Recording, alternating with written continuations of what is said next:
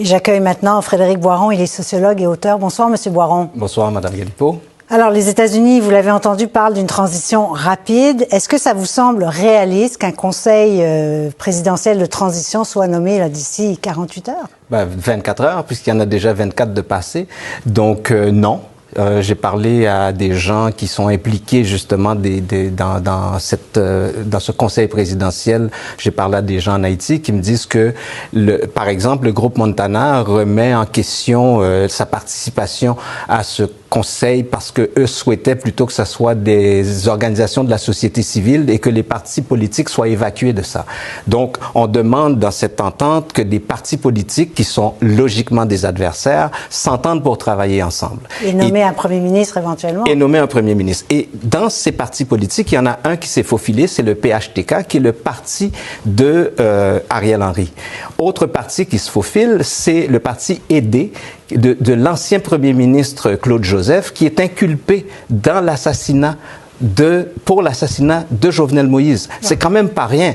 Donc, vous avez un amalgame de gens qui sont autour de cette table. Vous avez aussi Moïse Jean-Charles du parti Petite Dessalines qui, il y a à peine 2 semaines, demandait que Guy Philippe, un ancien prisonnier qui a été condamné pour blanchiment d'argent et dans le cadre de narcotrafic aux États-Unis, qui se retrouve aussi à cette table. Donc, parce qu'on a voulu faire dans l'urgence, dans l'extrême urgence, ce qui aurait pu être fait il y a 2 ans, on se retrouve à avoir fait un amalgame dont la probabilité de fonctionner est pratiquement nulle. Donc, avant qu'on voit un nouveau gouvernement en place, ça va prendre encore du temps.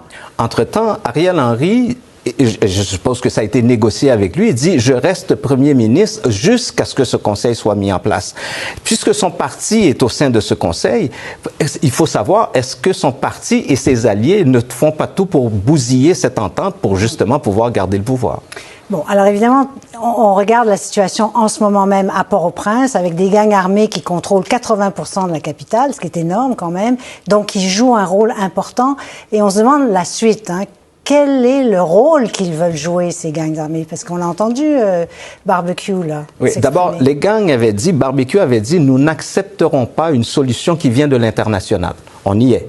Ils n'acceptent pas. Mais ça fait des années, peut-être plusieurs mois plutôt que des années, au moins 2 ans, que Barbecue et les gangs disent que leur objectif, c'est de renverser le régime de Ariel Henry.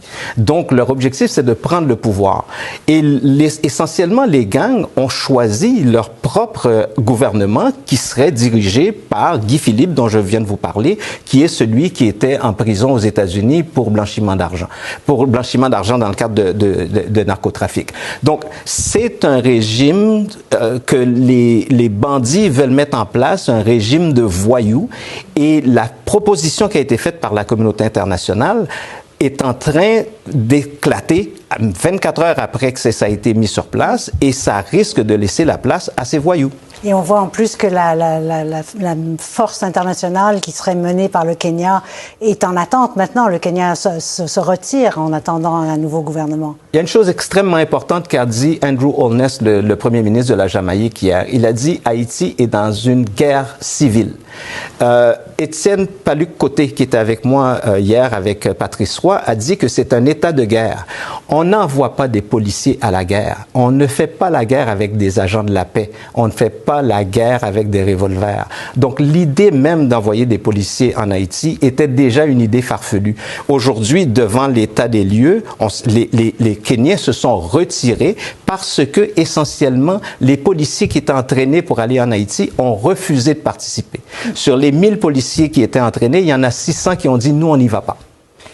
Alors maintenant, en terminant, quel rôle devrait jouer le Canada? Parce qu'on a entendu des membres de la diaspora haïtienne ici à Montréal dire que le Canada devrait jouer un rôle plus important. J'espère aussi que, comme les gens de la communauté qui le disent, mais je rappelle que le Canada, Anthony Blinken avait demandé à Mélanie Joly de prendre le leadership. Oui. Joe Biden était venu à Ottawa pour demander à Justin Trudeau de prendre le leadership. Le Canada avait dit qu'il avait pris le leadership. Voilà le résultat du leadership canadien.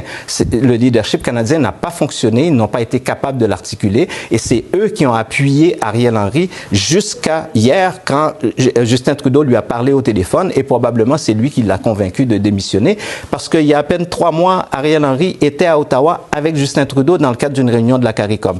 Donc c'est le Canada qui a donné la légitimité à Ariel Henry et c'est le Canada qui l'a maintenu au pouvoir. Maintenant, d'accord que le Canada joue un rôle, reprenne le leadership, mais il va falloir faire ça de façon beaucoup plus sérieuse. Donc la communauté internationale a vraiment une responsabilité dans tout ce qui arrive à Haïti maintenant. Les premiers responsables de la crise haïtienne, ce sont les Haïtiens eux-mêmes, particulièrement les hommes politiques haïtiens.